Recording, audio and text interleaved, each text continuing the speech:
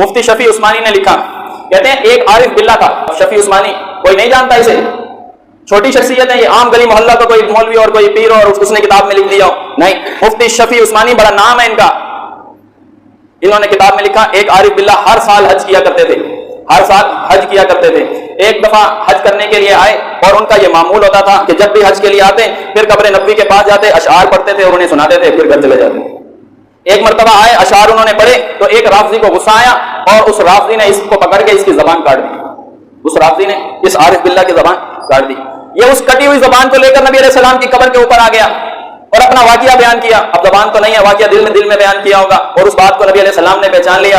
ये कटी हुई जबान लेकर नबी अलैहि सलाम के पास आया, अपना वाकिया इसने बयान किया और इसको नींद आ गई और ये सो गया। नबी अलैहि सलाम इसके ख्वाब में आए, इसकी जबान को जोड़ दिया। जब ये उठा जबान जुड़ी हुई थी। ये शफी उस्मानी, कशकोल किताब का नाम है, कशकोल, सफा नंबर 148।